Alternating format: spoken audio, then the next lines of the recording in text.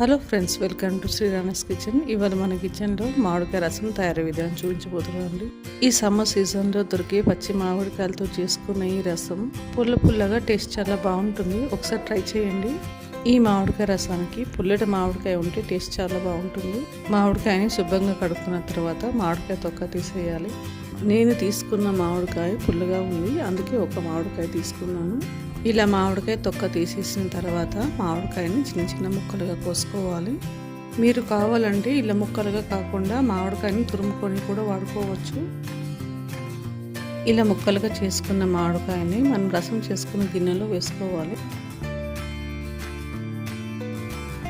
ఈ మామిడికాయ ముక్కల్లో 2 గ్లాసుల వాటర్ వేసుకొని స్టవ్ వెలిగించి స్టవ్ పైన పెట్టుకోవాలి. ఈ మామిడికాయ ముక్కల్ని 10 నిమిషాలు మీడియం ఫ్లేమ్లో ఉడికించాలి.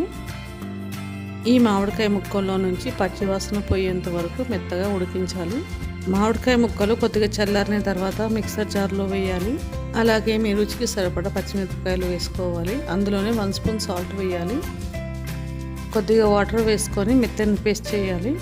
మామిడికాయ పులుపుని బట్టి పచ్చిమిరపకాయలు వాడాలి. రసం చేసుకున్న గిన్నెలోకి మామిడికాయ పేస్ట్ వేసుకోవాలి. ఆ తర్వాత 2 కప్పుల వాటర్ వేసుకోవాలి. ఇలా వాటర్ వేసుకున్న తర్వాత మామిడికాయ పేస్ట్ వాటర్లో మొత్తం కలిసేలాగా ఒకసారి కలుపుకోవాలి.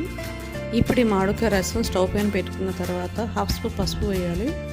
ఇలా 1 ఇంచు మందంగా కట్ చేసుకున్న బెండకాయలు మామిడికాయ రసంలో వేసుకోవాలి. కావాలంటే మీరు దీనికి బదులుగా ఆనంకాయ కూడా వాడుకోవచ్చు. ఈ రసంలోనే 1/2 కప్పు ఉల్లిపాయ ముక్కలు వేసుకున్న తర్వాత ఈ బెండకాయ ముక్కలు ఉల్లిపాయ ముక్కలు మగ్గేంత వరకు 10 నిమిషాలు మీడియం ఫ్లేమ్లో ఈ రసంని మరగనివ్వాలి.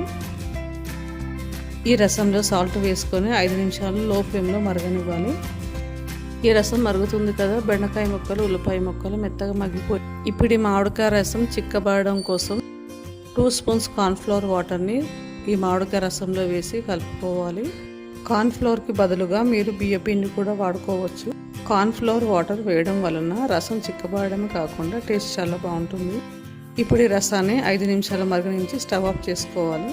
ఇప్పుడు ఈ రసానికి తాలింపు కోసం కడాయిలో 1 టేబుల్ స్పూన్ ఆయిల్ వేసుకొని ఆవాలు ఎండుమిరపకాయలు వేసుకోవాలి. ఎండుమిరపకాయలు ఫ్రై అయిన తర్వాత జీలకర్ర వేయాలి. జీలకర్ర ఫ్రై అయిన తర్వాత పొట్టు తీసేసిన 7-8 వెల్లుల్లి వేయాలి. వెల్లుల్లి ఫ్లేవర్తో రసం టేస్ట్ చాలా బాగుంది. చివరిగా కరివేపాకు వేసి ఈ తాలింపుని మామిడికాయ రసంలో కలుపుకోవాలి. పులుపుని ఇష్టపడే వాళ్ళు ఈ మామిడికాయ రసం చాలా ఇష్టంగా తింటారు. ఒకసారి ఈ మామిడికాయ రసం ట్రై చేసి చూడండి, మళ్ళీ చేసుకుంటారు. ఈ మామిడికాయ రసం పిల్లలే కాదు పెద్దలు కూడా చాలా ఇష్టంగా తింటారు. ఈ మామిడికాయ రసం మీకు నచ్చిందా? ట్రై చేస్తారా? లైక్ అండ్ సబ్స్క్రైబ్ చేయండి.